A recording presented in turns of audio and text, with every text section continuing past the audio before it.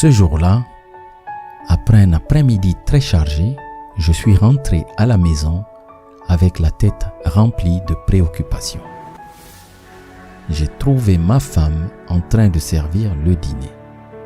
Je lui ai pris la main et lui ai dit « J'ai quelque chose à t'annoncer ».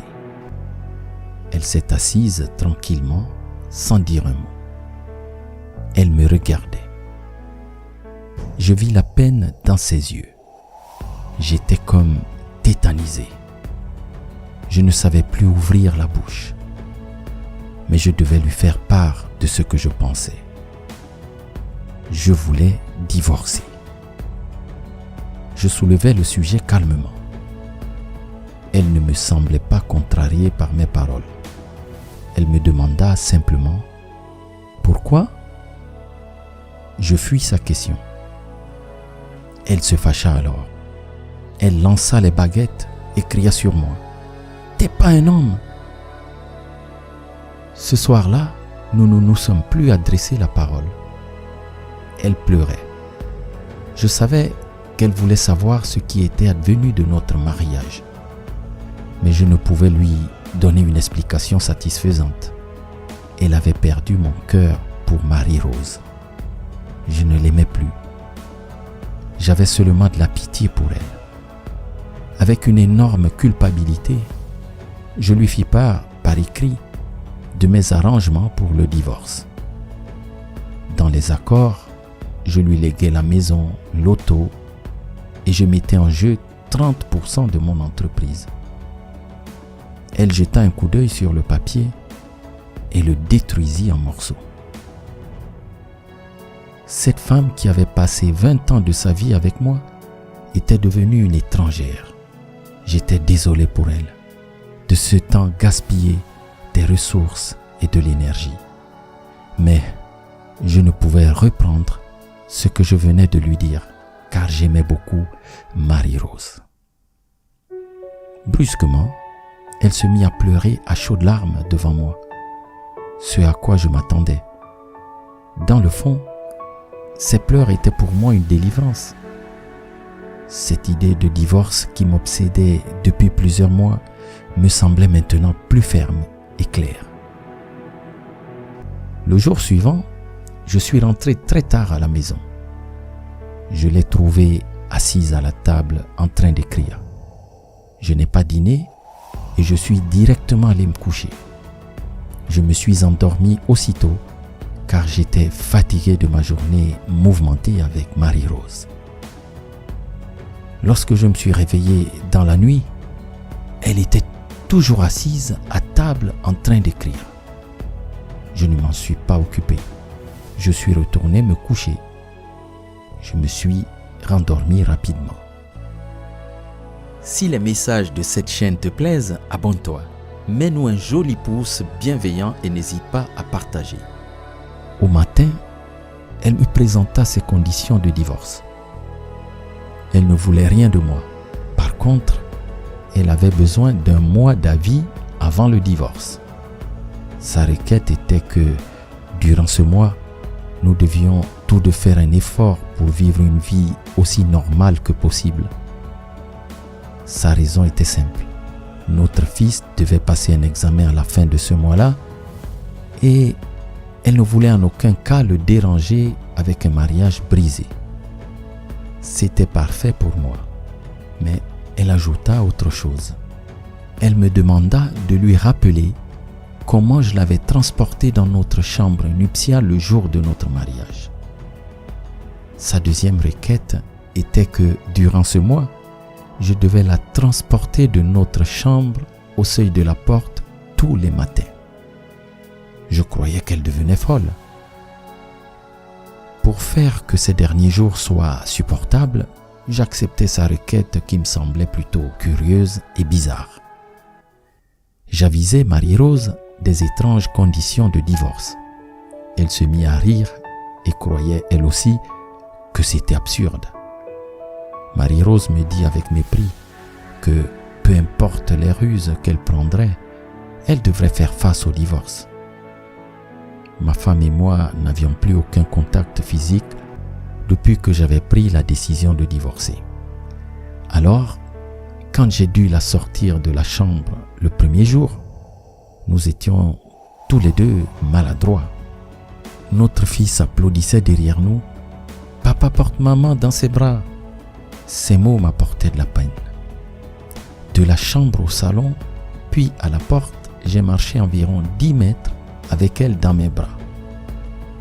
Elle ferma les yeux et me demanda doucement de ne pas parler du divorce à notre fils. J'ai fait oui de la tête.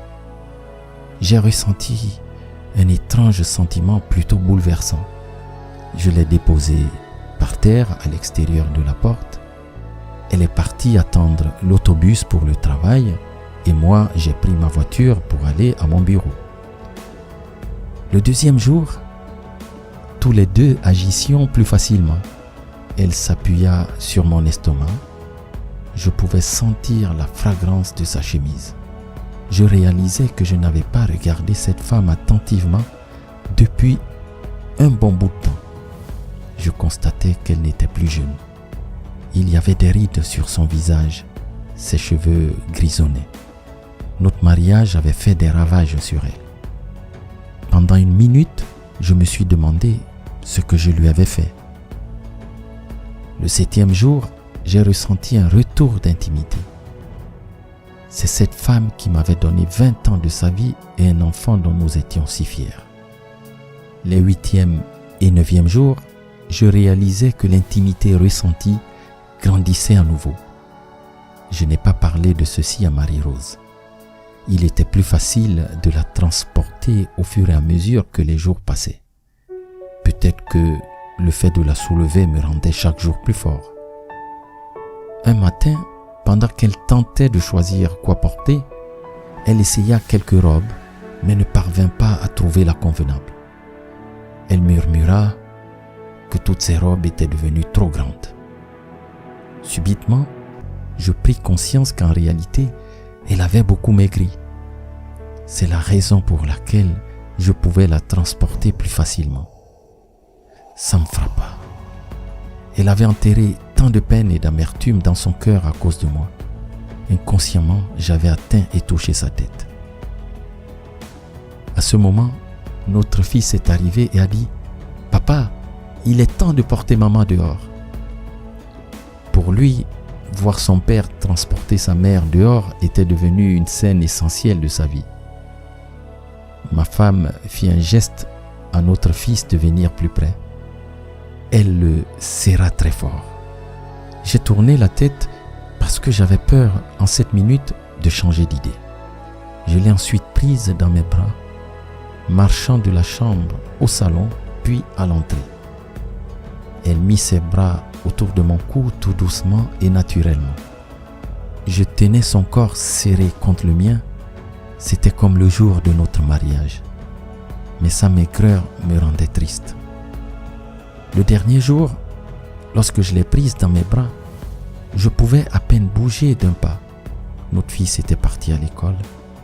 Je la tenais fermement et lui dis « Je n'avais pas remarqué que notre vie avait manqué d'intimité. » Rapidement, je me rendis à ma voiture. J'avais peur qu'un seul instant puisse me faire changer d'idée. Au lieu d'aller au bureau, je me dirigeais chez Marie-Rose. En arrivant, je sautais hors du véhicule sans fermer les portes. Je montai les marches. Marie-Rose ouvrit la porte et je lui dis « Désolé Marie-Rose, je ne souhaite plus divorcer maintenant. » Elle me regarda sidérée et me toucha le front. « Fais-tu de la fièvre ?» Je retirai sa main de mon front. « Je suis vraiment désolé, Marie-Rose, mais je ne divorce pas. Ma vie de mariage était probablement devenue ennuyeuse parce que ni elle ni moi n'avions évalué les détails de nos vies, mais non pas parce que notre amour était mort. Maintenant, je réalise que depuis le jour où je l'ai transportée dans notre demeure le jour de notre mariage, c'est mon devoir de la soutenir jusqu'à ce que la mort nous sépare. » Marie-Rose semblait soudainement comprendre. Elle me gifla violemment et claqua la porte, puis éclata en sanglots. Je redescendis l'escalier et repartis. route, je me suis arrêté chez un fleuriste. J'ai commandé un bouquet de fleurs pour mon épouse. La vendeuse me demanda ce qu'elle devait écrire sur la carte. Je souris et j'écrivis: je te porterai dehors tous les matins jusqu'à ce que la mort nous sépare. Cet après-midi-là, j'arrivais à la maison, fleur à la main, sourire aux lèvres. Je montais les marches au pas de course. Je trouvais ma femme couchée dans notre lit. Elle était morte. Mon épouse se battait contre un cancer depuis des mois, mais j'étais tellement occupé avec Marie-Rose que je ne m'en étais pas aperçu. Elle savait qu'elle allait mourir sous peu et elle voulait me préserver. Au moment où je voulais divorcer, peu m'importaient les réactions négatives de notre fils. Mais grâce à la sagesse et à l'amour de ma femme, aux yeux de mon fils, papa et maman se sont aimés jusqu'à la fin. Pour lui, je suis un mari aimant. Les plus petits détails de notre vie sont ce qui compte vraiment dans une relation. Ce n'est pas la maison, la voiture, l'argent en banque. Ces derniers créent un environnement favorable au bien-être, mais ne peuvent donner le bonheur en soi. Un sage a dit que toutes les histoires d'échecs ont un point en commun. Elles se brisent quand elles sont sur le point de réussir. Alors, trouve du temps pour être l'ami de ton époux ou ton épouse, de ton conjoint ou ta conjointe, et faites l'un pour l'autre ces petites choses qui créent l'intimité et fortifient votre relation. Réglez vos problèmes, communiquez et soyez heureux. Souviens-toi qu'on ne sait pas ce qu'on possède jusqu'à ce qu'on le perde.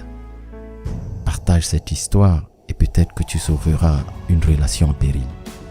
Que celui qui crée le monde chaque jour soit la source qui fortifie votre union.